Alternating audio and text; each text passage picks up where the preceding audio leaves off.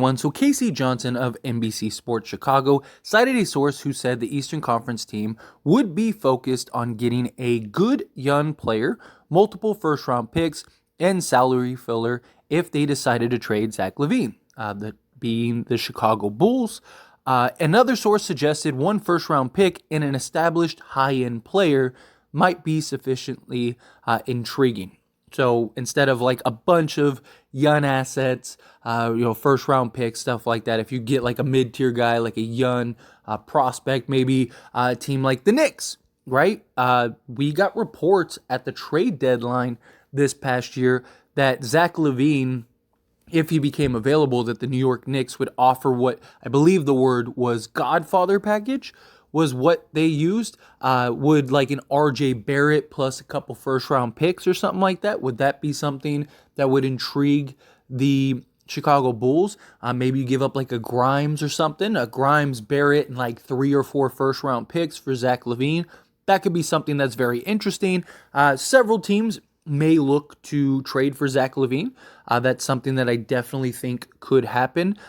You got a month and a half or whatever it is before the NBA season, before like training camps and stuff like that, and everyone starts getting ready to go and ramp up for the season. So there's not really a rush or major incentive to trade Zach Levine, but it kind of feels like Chicago's heading in that direction of like, okay, it's time to start exploring things. It's time to start maybe looking to switch things up. The asking price for Zach Levine is a bit high right now, but again, the Chicago Bulls don't really have to trade him. You might as well set it high, just because these types of packages are being reported for a guy like Zach Levine. That doesn't necessarily mean that that's what he'll go for, right? If you throw out a ridiculous package of like, we want 5 first-round picks and 3 quality young role players, right? Like that sounds ridiculous, but where's the medium? Right? Because if you go too small, if you're like, we want, 1 player and 2 firsts, well, you have a ton of teams that could do that. And if you set your expectations high, if someone, and you have a sucker, and there's a sucker born every day, if you find a sucker that's willing to give you an overpay, think of like a Rudy Gobert trade. I mean, you could even kind of say Washington Wizards thing, but there were other circumstances that went into that, the no trade clause. Plus, they just kind of wanted to get off of his contract, whereas Zach Levine is actually a very good player. He is being paid a lot, but in the right situation, on the right team, he's definitely a guy that I believe could find a home. Well, if that ends up happening and they do end up trading Zach Levine, then my guess is they end up trading DeMar DeRozan. I have said in the past, I made a video about this very thing where I said the most likely third star for the Lakers would be DeMar DeRozan. DeMar DeRozan has a very reasonable contract, so he's not some guy that's like making $50 million a year that just kind of ruins everything and causes the Lakers to lose all their depth. No, this year he is on his final year of his contract, and he's making $28.6 million. So again, not something crazy. The Lakers could easily just trade Mo Bamba, Malik Beasley, and maybe the Shaquille Harrison or something like that. That's something that they could definitely do. Maybe they could even work something out, try to get like an Alex Caruso, right? Maybe you get an Alex Caruso and a DeMar DeRozan, or can you get like an Andre Drummond? Have him come in? Could you get all 3, right? If you package like D'Angelo Russell, if you could send that out, go Beasley, Russell, and a Mo Bamba for, say, DeMar DeRozan, Alex Caruso, and Andre Drummond. That might not be quite a bad scenario. I've seen a lot of people that want Kobe White, which that, again, wouldn't really hate that. But you don't want to end up getting too many guards. You're getting a DeMar DeRozan, you get an Alex Caruso. There's 2 guards right there, although both of them can play the forward spot if you need to, but still, you don't want to be too undersized in that area. You're kind of looking for both those guys to play the shooting guard position. You could also kind of have like Austin Reeves. If you could get a DeMar DeRozan and Caruso, that could be very interesting, because you could, if you wanted to, let's say the Lakers still sign Chris Paul. You could have a starting 5 of like Chris Paul, DeMar DeRozan, say Rui Hachimura or Jared Vanderbilt. Maybe go Jared Vanderbilt for defensive purposes.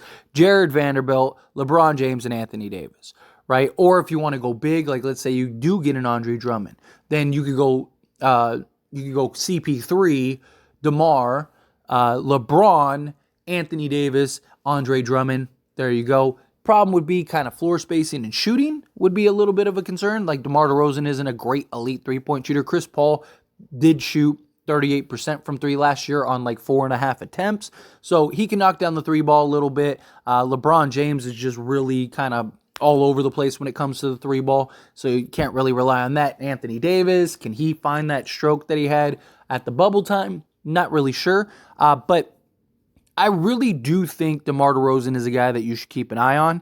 I wouldn't be surprised if it gets done on Thursday, right? If they're shopping Zach Levine, they very well could be shopping DeMar DeRozan. But DeMar DeRozan isn't going to have a bunch of suitors, right? His market's going to be very limited, and we know that he publicly wants to be a Laker, right? I mean, he has said that repeatedly. Even while he's been on Chicago, he has talked about the Lakers more than he talks about Chicago at times. So he's a guy that I definitely think could come in. It wouldn't break the bank. The Lakers could actually trade for DeMar DeRozan and still have basically all of their exceptions, everything. It literally would not change anything. You could go and trade for DeMar DeRozan and be set and have DeMar DeRozan, Jared Vanderbilt. Again, especially even if you get Alex Caruso and Andre Drummond, you would still be fine and set, right? Imagine if you could get all three of those guys. Then you have those three. Plus, you got Austin Reeves, Rui Hachimura, Jared Vanderbilt, LeBron James, Anthony Davis, Max Christie. I mean, there's your entire roster right there. At that point, you're just trying to find, 2 or 3 vet minimum guys that could kind of come in and play the role. If you end up landing Chris Paul, well, then there you go. You could have a front court of like Chris Paul, DeMar DeRozan, and then have your backups be Austin Reeves and Alex Caruso, and you could have like interchangeable sort of sets with those guys. That's pretty good, right? Like you need some offense, you need some defense, whatever. Like imagine if you have a starting 5, Chris Paul, DeMar DeRozan, Jared Vanderbilt, LeBron James, Anthony Davis, right? And then what if your backup unit is Austin Reeves, Alex Caruso, Rui Hachimura, Andre Drummond, and Max Christie? That's really good, right? That would be a very good 10-man rotation, 10-man lineup. Once you get to the playoffs, you kind of cut it back to like 8 or 9. You probably cut it back to 9, unless you just don't play Jared Vanderbilt, but we'll see how much he improves. But regardless, I mean, this would give them the depth. This would give them the rotation. It wouldn't break the bank. The Lakers wouldn't be in a position to where you meet the second cap apron and now you're in trouble. No, like this would give them some nice flexibility. Also, because DeMar DeRozan does only have 1 year left on his contract, he does have some say in where he wants to go, right? Because a team isn't going to give up assets for DeMar DeRozan for him to just leave after one season. So that is something that actually is in the Lakers' favor if they were to trade for him. Again, this is just speculation. I don't know this for sure. There's not like real major reports or anything like that. But look, we have seen that Rob Pelinka loves to operate in silence, right? You hear all the news, you hear all the reports, you hear all the murmurs, all the rumors, this, that, and the other, and then bam, all of a sudden a trade gets done. And I fully believe the Lakers are going to trade the 17th pick. So they're probably talking and negotiating with teams and having conversations. If Chicago is looking to unload DeMar DeRozan, Zach Levine, then it might make sense for them to go and try to get the Lakers' 17th pick, because they could look at it as like, well, what if they end up drafting a guy that we don't like, and then we end up trading DeMar DeRozan later, and it's like, do we really want that guy? We're just kind of taking him to take him, or we like this guy at 17. Why not go and make that trade? Because the Lakers, any trades that the Lakers make are not going to be able to be done until draft day. Right? So you're talking about tomorrow at the time of recording this video, depending on when you're watching this. It may already be here, it might be the day, or it might even have passed. But regardless, like DeMar DeRozan is much like Bradley Beal. He's not going to have a huge return. There's going to be very limited teams that are interested in DeMar DeRozan. Very few teams have the assets or just contracts to trade for DeMar DeRozan without breaking the bank, right? And the Lakers, and if you're the Chicago Bulls, you don't want to take on a bunch of long-term salary. You're not going to get a bunch of firsts. You're not going to get a bunch of picks and assets. Like, it's going to be very limited. It'll probably be just straight up for DeMar DeRozan. Again, I wouldn't mind if they could get a couple pieces, but more likely than not, it would be something along the lines of like Malik Beasley, Mo Bamba, and the 17th pick for DeMar DeRozan. And it'll be that kind of swap. They probably keep D'Lo and go that route. Or maybe they look to move D'Lo elsewhere. Possibilities, flexibility. But also DeMar DeRozan gives them flexibility, right? Because he has that $28 million contract. That contract expires. Then the Lakers, if they want to, they can sign him to a new, cheaper deal, because at that point he'd be 34, going on 35. So you could sign him to a new contract and maybe do like 2 years, whatever, 25 million or 30 million, something like that, if he's still productive, if he's still really good, which I do expect him to be. I mean, DeMar DeRozan, he's not a guy that's really like huge on athleticism and stuff. Like, he's not. He's kind of your just almost slow-mo, like get to my spot, more old school type player and scorer. But he's a guy, like, he's a model of health. Like, his entire career, he's played, he averages about 70 plus games a season. Okay, we'll just go over the last 7 seasons. Right? He played 80 games, 77 games, 68 games, 61 games, 76 games, 74 games. Like that, I mean, this guy plays 70 plus games every single year. So he's a guy that's going to stay on the court, that is going to be healthy, which is huge because the Lakers don't have two stars that are like DeMar DeRozan. Anthony Davis is going to miss 30 plus games. LeBron James is going to miss 30 plus games.